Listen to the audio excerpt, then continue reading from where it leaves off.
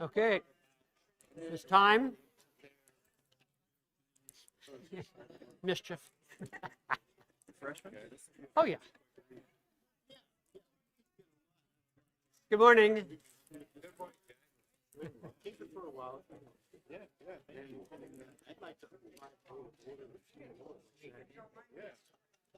Well, now that I have the book, let me see if I can find it online. Before we start, I do have a handout out there.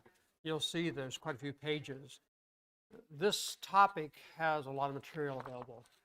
And I'm trying to give this to you as a way to excite you to do some more research, but we'll not go through all of the research today, get through. So now that everybody, yes? Can't hear? Can you hear me now? Okay. Oh, yeah. Sorry about that. Okay, if you'll go with me in prayer, please.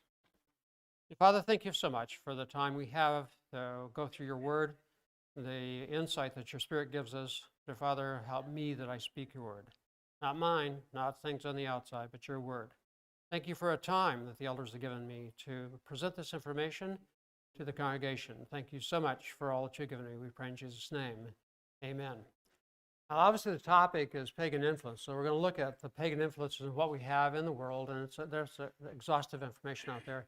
But I want to put the focus on worship, because worship should be the lens by which we look at those pagan influences and what might be happening in our church. But to start, we have another rendition of the items missing from the bulletin. So we have another issue that's come up. And by the way, before we start, let me give you a little prelude to it. A few months ago, we were visiting friends from the congregation. And as we walked in, the lady from the house was ushering us back to the family room where we could talk. And on the way, we walked past a hallway, and there was melodic music from the individual singing from the room, playing a guitar, and it was a real tenor, beautiful tenor voice. And as he came out, we were talking, and he came in. He was surprised we were there to understand that he was singing the music. And a little while later, he looked at me and said, "Why is my name not involved in one of your stories?" So you get what you wish for. Here it is. So the Humane Society has presented a new award. That award was given just recently, and it's their inaugural award, and it's a really unique one. It's the Pet's View of the Human Pet of the Year award. So it's all generated from the dog on this side. So the dog initiated that instrument. So here it is, Mr. Mike Foster. And Mike was, it's amazing what their dog Squirt was able to generate for this award. And all of it was submitted by Squirt. Now, many of you might be taken back a little bit by the academic prowess of Squirt to conjugate verbs and to put into conjunction all of the information that's needed. But Squirt did it. Now, here is Mike accepting the award.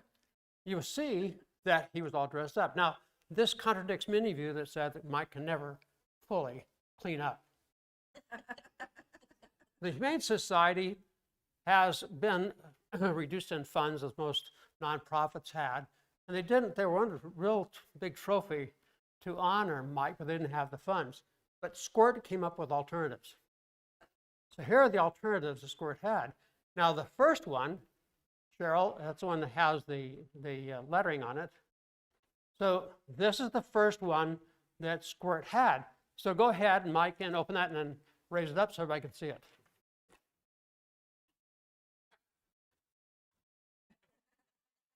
Yes, he has a solid gold trophy. Well, it's solid plastic trophy that Squirt had for him to get this award. So now he can have something to remember that by. And the second one, Cheryl, go ahead and give it to him. This one is something very specific, personal by Squirt for Mike.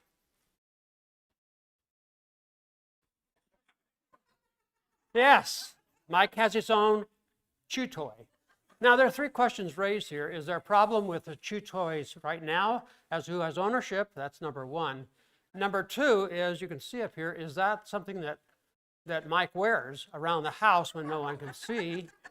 Or number three, which is equally troubling, is this what Squirt says that Mike should be wearing around the house. So going along with the music, Mike has been known as the Willie Nelson of bluegrass music.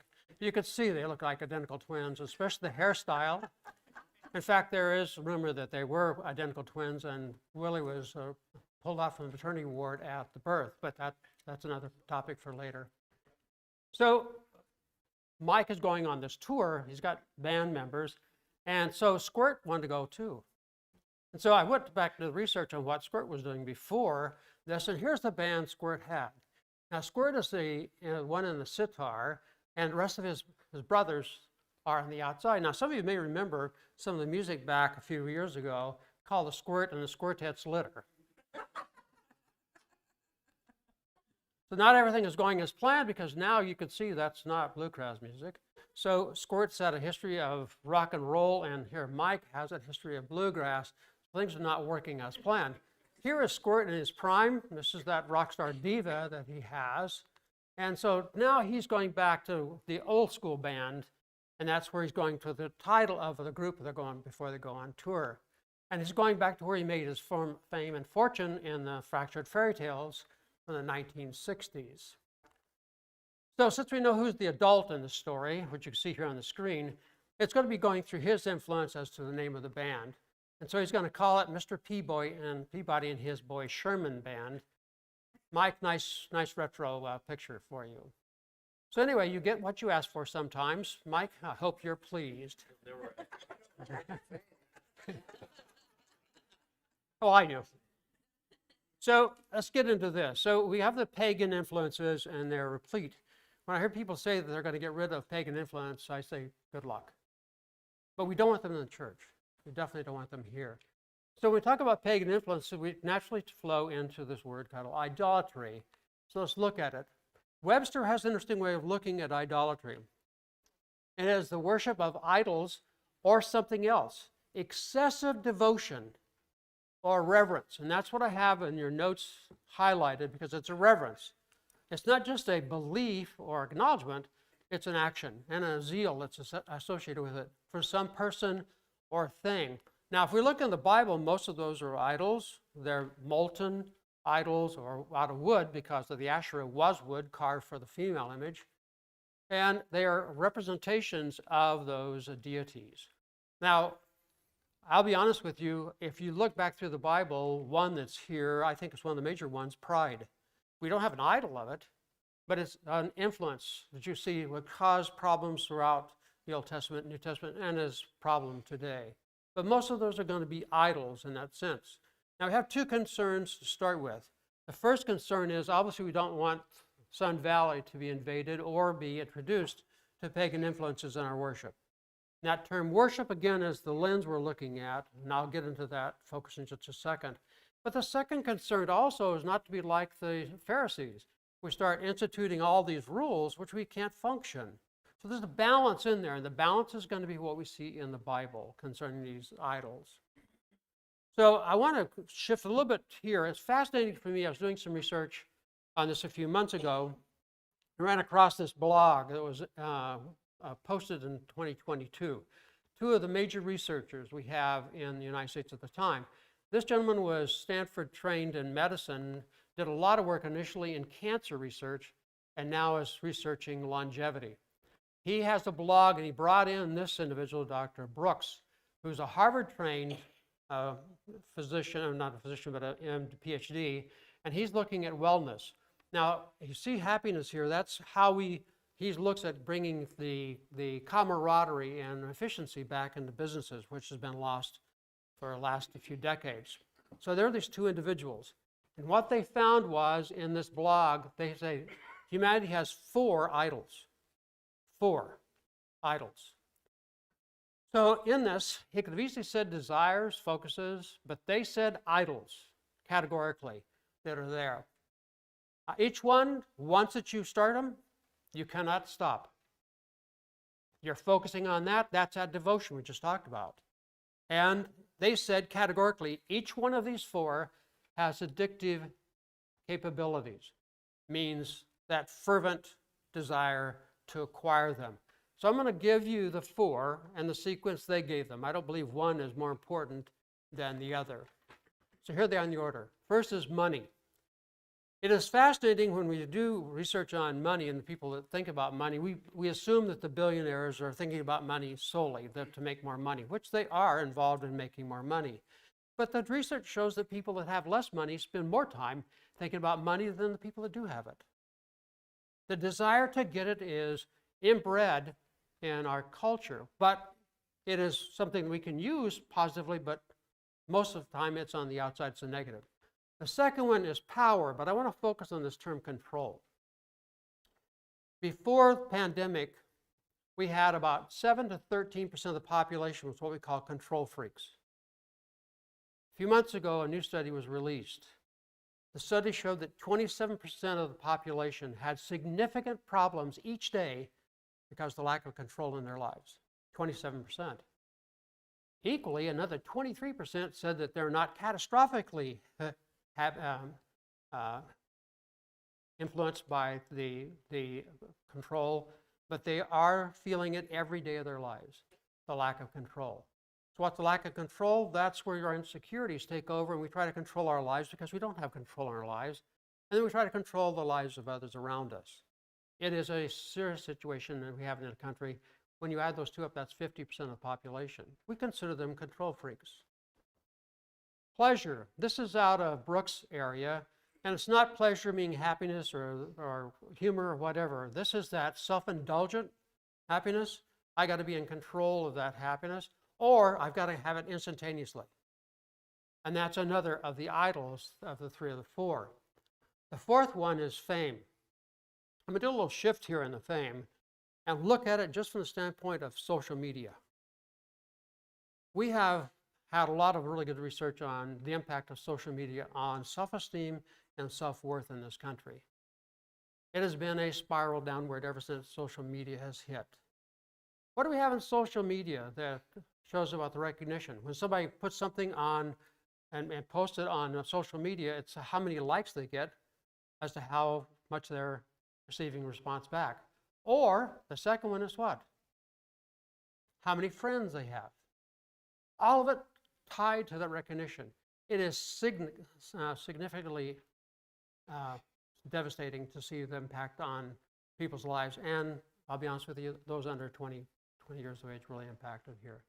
So again, everyone, if you start looking for them, there's addictive qualities. You're going to continue to look for it, and it'll take over. It becomes an idol to us. I again would say that pride should be included in here. So let's look at what the Bible says about idolatry. I love how Paul attempts here. Now remember, Corinth was a place of a lot of idols. We have Aphrodite, which we see, but when you go back and look at history, there are multiple gods and goddesses that they worshipped in Corinth. So here's Paul at this time. And what does Paul say about idolatry? Wherefore, my beloved, what? Flee from idolatry.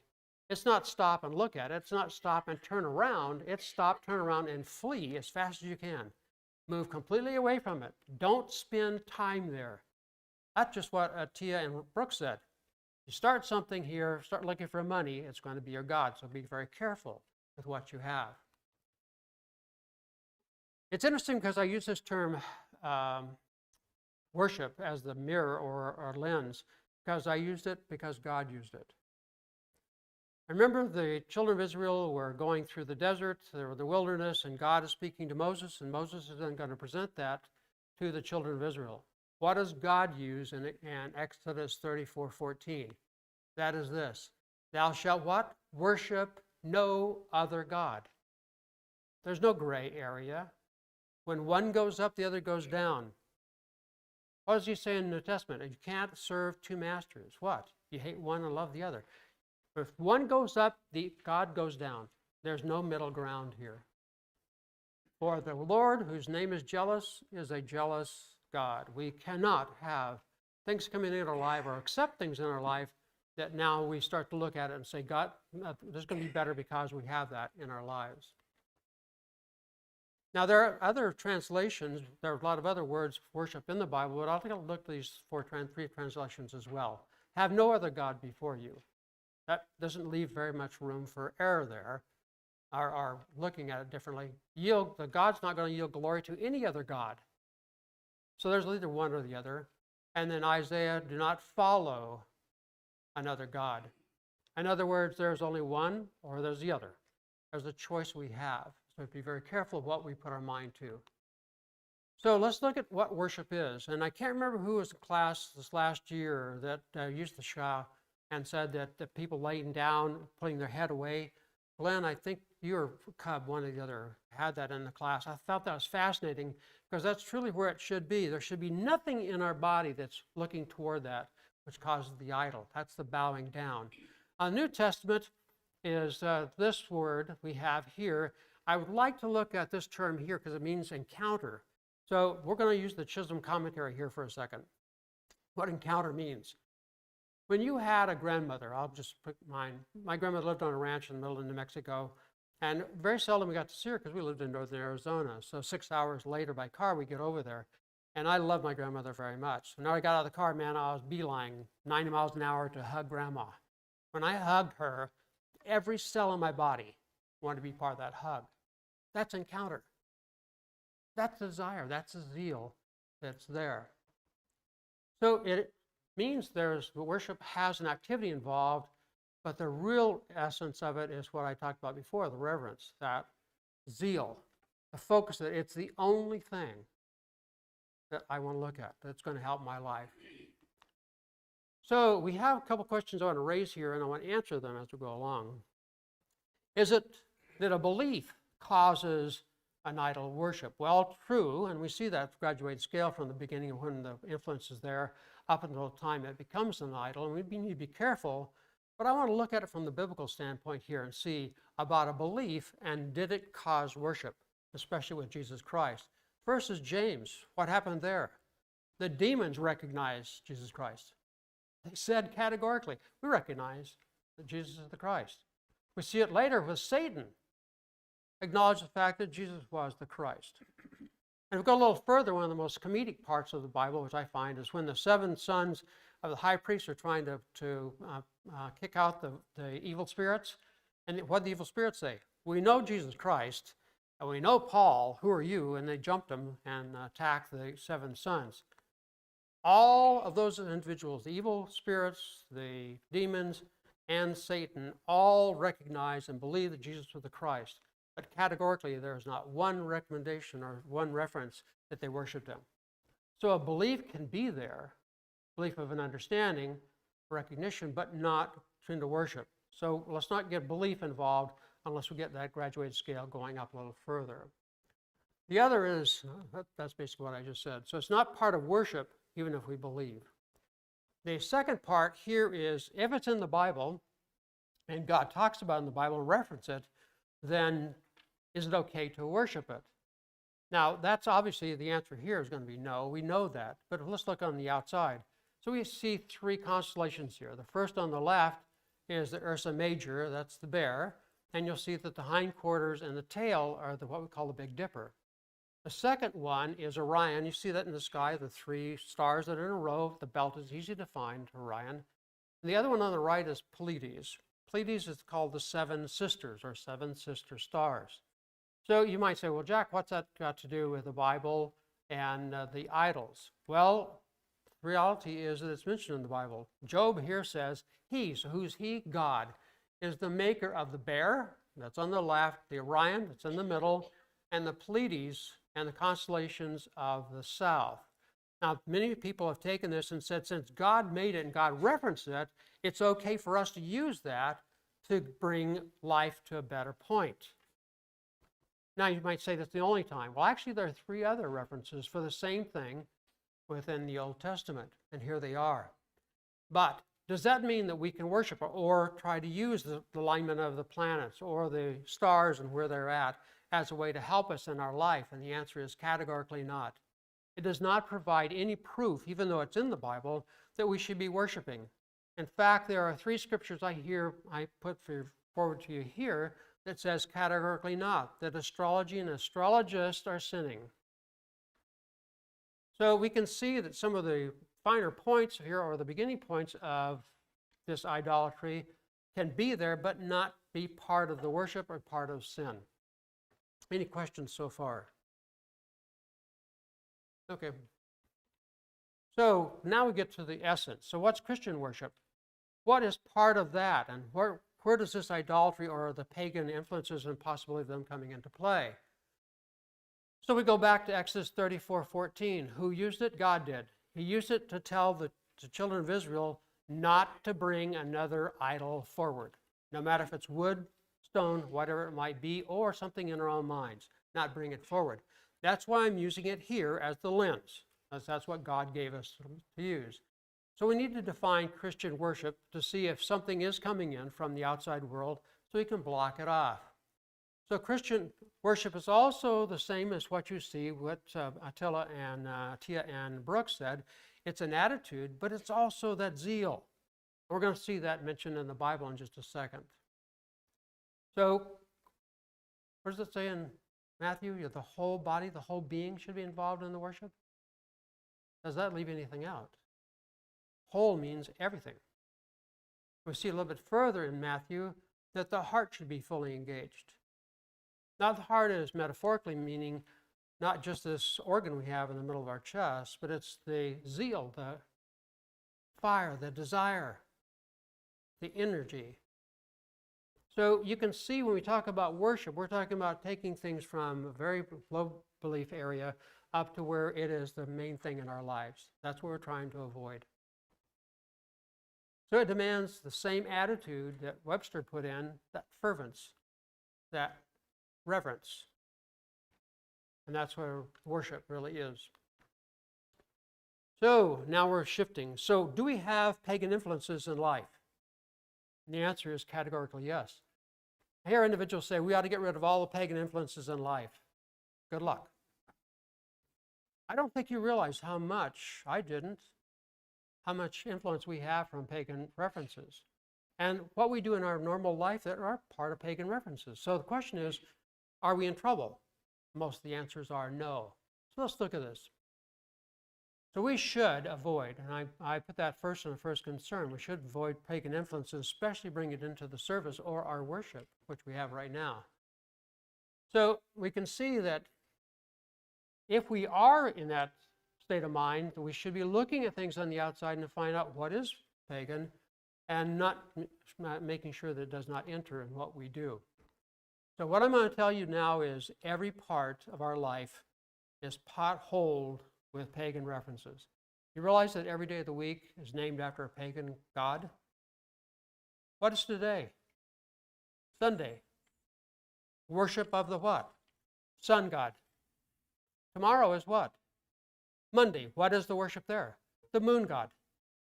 Every day of the week is named after a pagan god or reference. So if we're going to get rid of all the pagan influences, we've got to change every day of the week. Is that going to happen? No. But does that mean that we're worshiping? Answer is no. Every month of the year is named after a pagan reference. Now, those of you that have done some research come back and say, wait, Jack, there are 3 months that have a number attached. So that can't be right. Well, those 3 numbers were part of the pagan calendar and the numbers that don't align with the numbers of the month we have. So every month we have is a reference to pagan sources.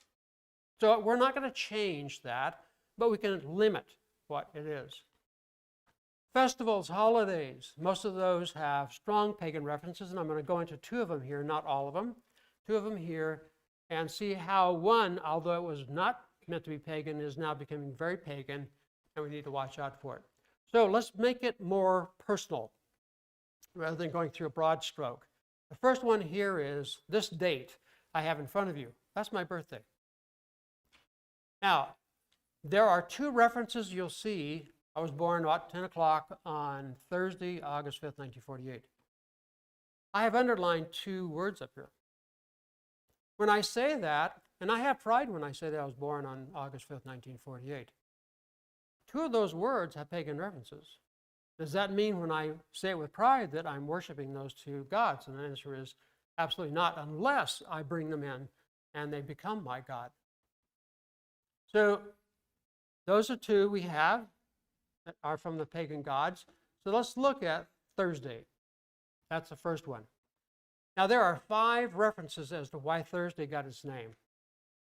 5 pagan references. The one that really stands out is the last one. That's Thor. He's a Norse god. And we have now the movies on big screen about Thor. But that's the god that was named after. They just changed the O to a U, and it became Thursday. But it was basically reference of worshiping Thor on that day of the week. Now, how about August? Remember who Augustus Caesar was. He was the nephew of Julius Caesar. When Julius became the Caesar, the first Caesar of the Roman Empire, he said what? I am God. He became a pagan god. Well, guess what? When his nephew became Caesar, he said, I am God as well. So the date I was born and the month I was born both have really strong pagan influences. Does that mean I'm in trouble because I say with pride that I was born on Thursday? No. But if I put him as a god, then I'm in trouble.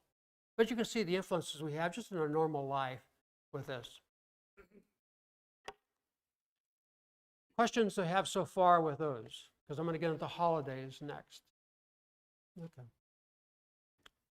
As I said before, most, if not all, of the holidays have a pagan reference. And it's very natural for us because we have that information, we've seen that. Most of the time we spend talking about the Halloween, and that's, I'll go a little bit in Halloween in just a second, but these are the 4 that are mostly discussed and have about their pagan references, and yes, they do have pagan references. Now, I'm going to look at 2 others. 2 that you may not have put on that list. The first is Labor Day. So Labor Day is what? Somebody tell me about Labor Day. What's associated with Labor Day? Day of rest. Very good. What else?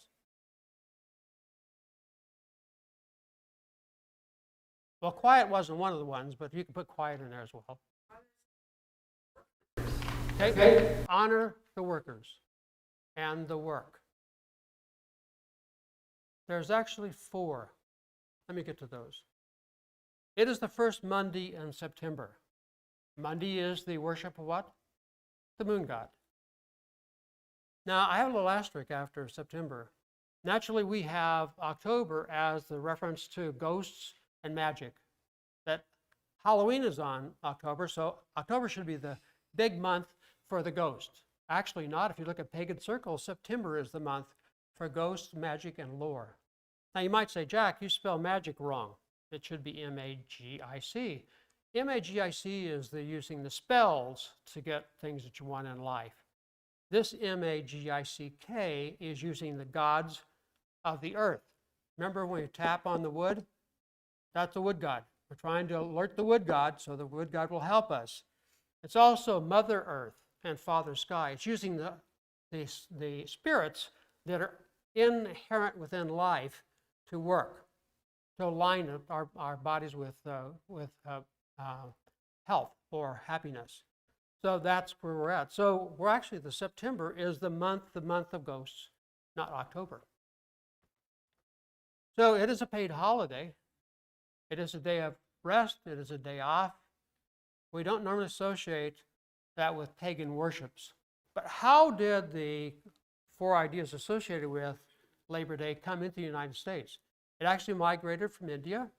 It migrated from Assam, India, which is a northeastern province of India. And here's the goddess, K-Bla Julie-Ba, or K-Ja Bluli, K-Bla Julie Hot is the real name, or we've anglicized it to K-Bla Julie-Ba.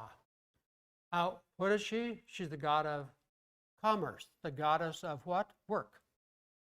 She's also the goddess of what else? What we use for work. Now it's very interesting. Look at the 4 things that these people that are worshiping K-Bla Julie-Ba use. Work, we just talked about. Rest, we just talked about. Recreation.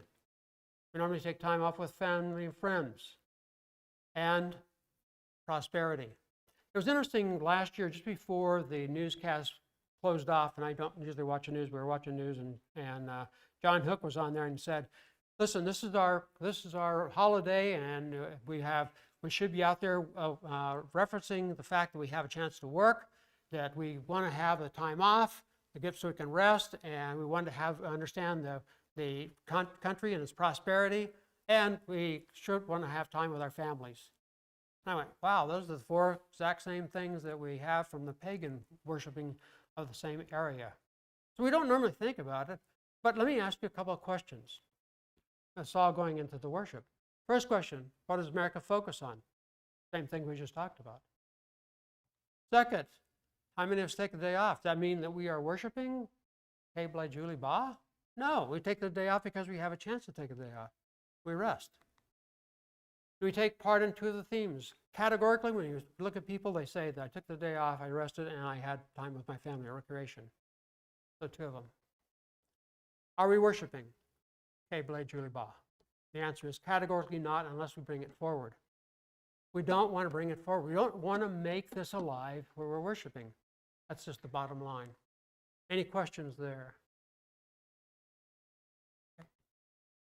So this really disturbs me.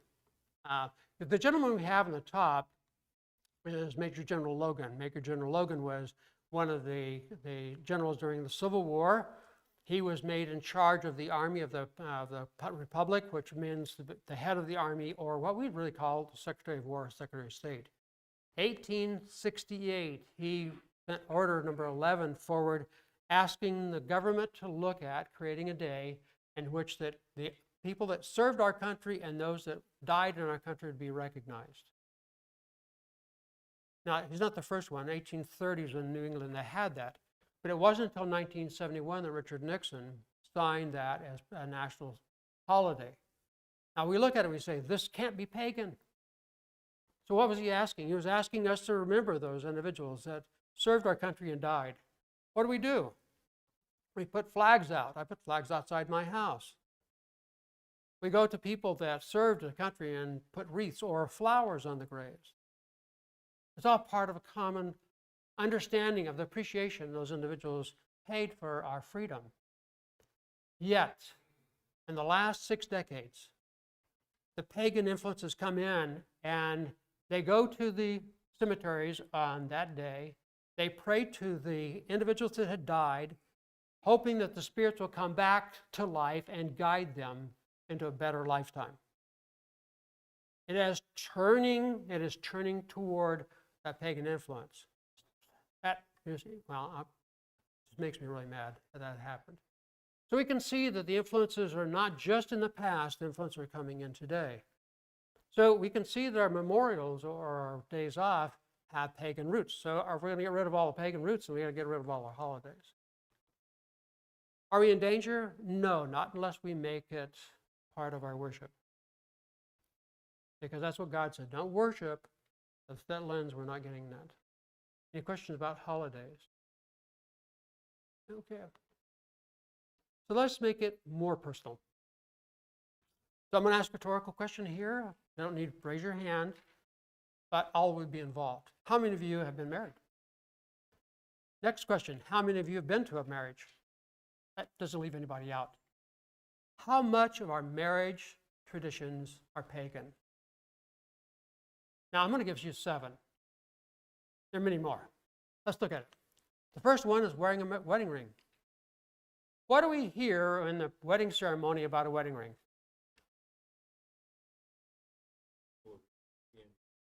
Okay, it's a symbol of eternity. What else? Love or commitment. It is a commitment to the other person, but also to God. What you hear. Now let's look at where this came from. If you really want to go back in history, I have it for you in your notes. The Old Kingdom, 2,800 years ago, before Christ, which is 5,000 years ago, the Egyptians started giving rings in partnership. And guess what they said? That was a symbol of eternity, of an unbroken cycle of life. Is that not what we hear in our wedding ceremonies?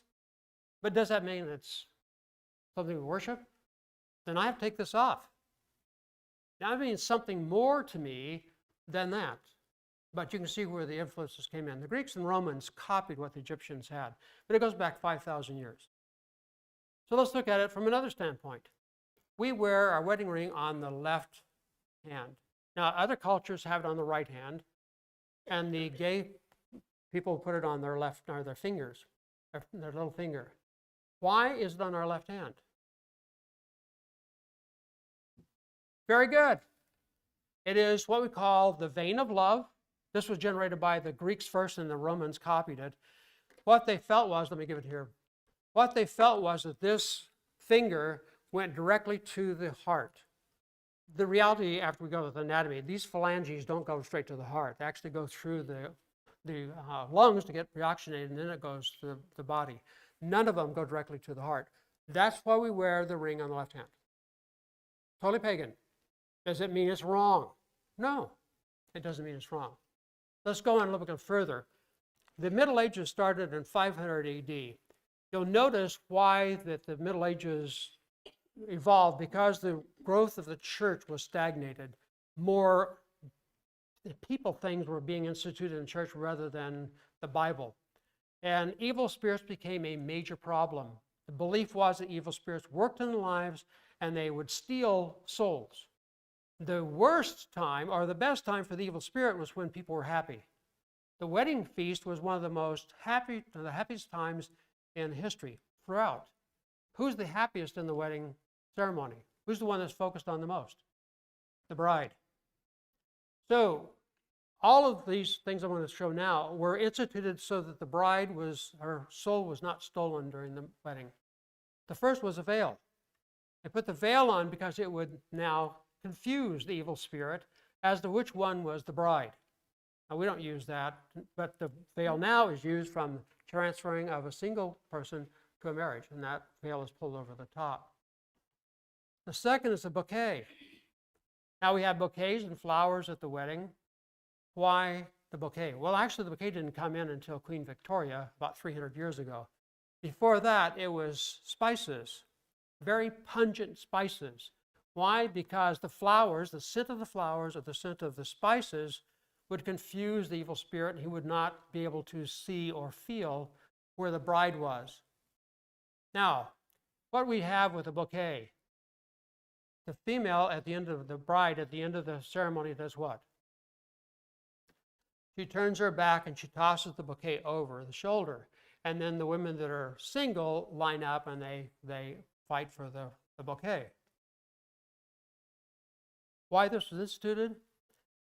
If the female got through the wedding without the evil spirit stealing her soul, the wedding dress became magical.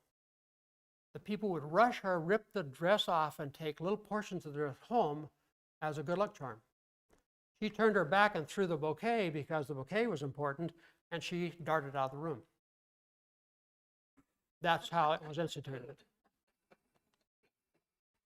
So the spices were really what was used back in that time. Going on with this, now we have bridesmaids, and you asked me a bridesmaid, and it's an honor to be there to revel with the bride.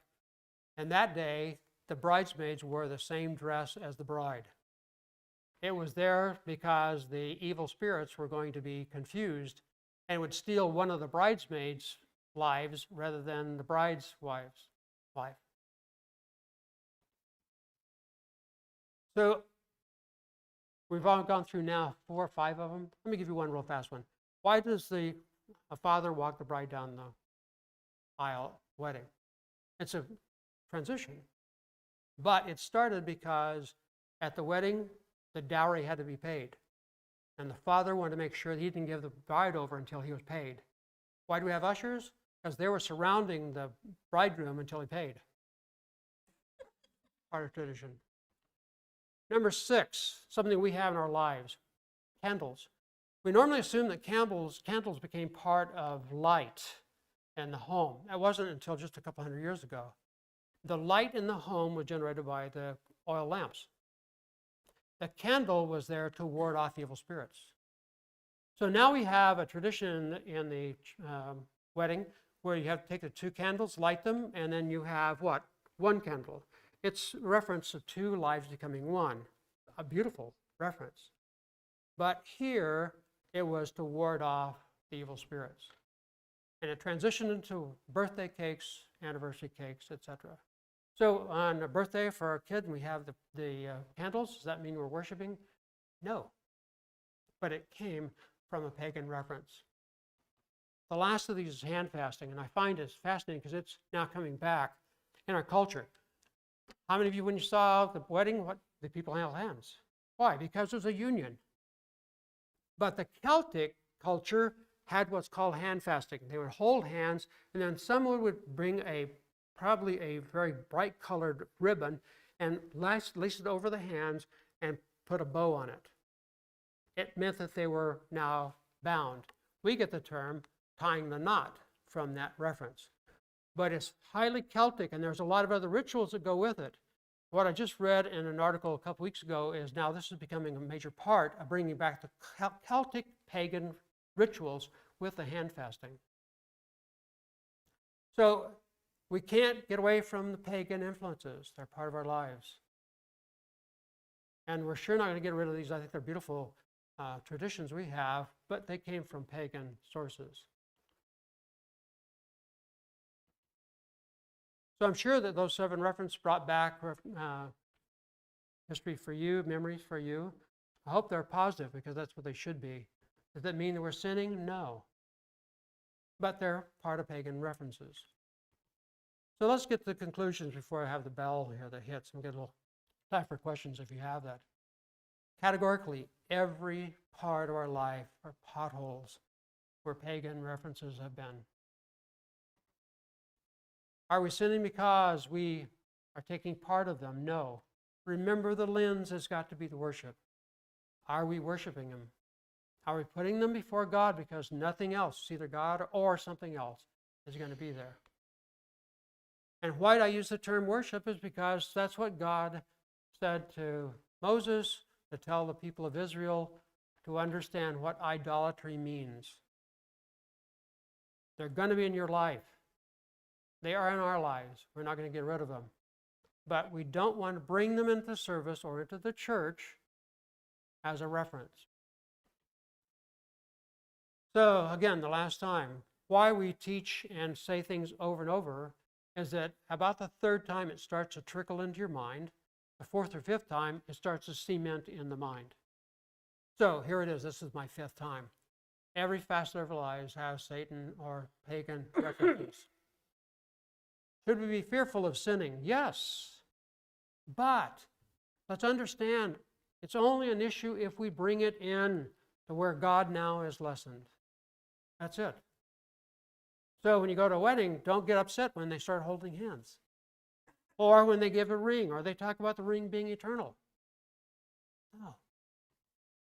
So let's look at Paul. We took Paul before in Corinth when he was talking about Aphrodite and the other gods and goddesses that were there. Look at what Paul says. Now remember, 1 Corinthians talks about what? Eating a meat. What did Paul say? I eat meat. And then he goes off in this discourse here. We're going to look at only one verse of it. I want to split it into 3 parts. The first part is here. Therefore, concerning the eating of things sacrificed to idols. So let's look at what happened. The best cuts of meat were bought into Aphrodite and the other goddesses. Now remember, this was basically a house of prostitution. So these prostitutes would take the meat, put it on an idol, the altar, to be sacrificed, which they would not burn up. Then they would take immediately from there, go into the marketplace and sell it to people to buy. That's the condition that was going on in Corinth. Pagan, pagan, pagan. So Paul is saying, therefore, concerning the eating of things in the idol. He said before that, I eat the meat. And second, he said, if you ask a question and they say it is of the idol, now you got a problem. Because now you got a conflict. But I eat the meat. In other words, he says this. It goes on here. You know that there's no such thing as an idol in the world. In other words, we're here, we have this pagan influence, but unless we make it alive, if we bring it in where it's something special, then we're in trouble. Otherwise, no, I eat the meat. And he finishes here. There is no God but one. So, questions that you have in the next few minutes?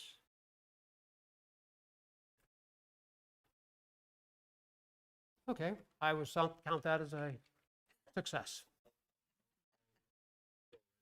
Oh, thank you very much. I appreciate it. There are so many churches that want to incorporate Christmas and Easter in their worship service, and that's probably what very many Christians wrestle with. It doesn't belong. And I wanted to just say a few words. Thank you very much. I've got 2 minutes left. Just a few words on that. His comment was that normally that Christmas and Easter want to be included in the church. And obviously, the reality is that why? If it's a way in which we increase the efficacy or the function of the church, that's a different thing. But in this case, it's really bringing in something that does not have a spiritual connection that we see in the Bible to come in. So my question is why? And does it edify the church? And we look at worship in that lens, I have a little problem with that because it doesn't fit through the lens that God said, because then we're bringing into our worship. Few words? I'm very interested. The class, a lot of insight. Oh, thank you very much. You see the work I have here. I stopped putting words on paper at 35 pages. I told the elders, okay, I've reached a point. I can't go any further. I have no brain cells left to do this if I'm going to be cohesive and coherent when I give this presentation. Thank you. Okay, so we just have, yes. There's a lady that I know, and we were talking about going to worship, and she just cannot stand to go somewhere where they don't have the cross up there. And I said, why? I mean, she wants a wooden cross up there, or she wouldn't come. Very interesting. If you look at the first 400 years of Christianity, the cross wasn't associated. It was the piscus, the fish. Now, the reason why is always interesting, too, because that death was such a devastating social reference that the worst of the worst was the only ones that went on the cross. And that the people didn't talk about crucifixion at all for about a couple hundred years. They did a little bit, but not. And they did not have the cross because that was a sign that something negative was associated with Christ. But it wasn't until about 400 that the cross came in. I don't have a problem with the cross. I'm happy we don't have it up there. I think there's a lot of other associations with denominations that have it, and I kind of wrestle with that. I'd rather not have that wrestling, but that's my personal view. It really needs to be with the elders and how the elders look at it, but I agree with the Elmery. Okay, so now another question. So let's go ahead and we'll end with a prayer. And Father, you give us such marvelous insights into what's going on and how things in life can cause us problems. But as Paul said, it's only when we give them the life that they become a problem to us. Help us as individuals to help one another within this congregation so that the satanic or the pagan influences are left out, that they don't become a problem in the church. Thank you so very much for the elders and the leadership we have here at Cub. It's continued work of bringing the word to us, and it makes it alive. So thank you so very much for that. Be with us as we continue in our worship. We pray in Jesus' name. Amen.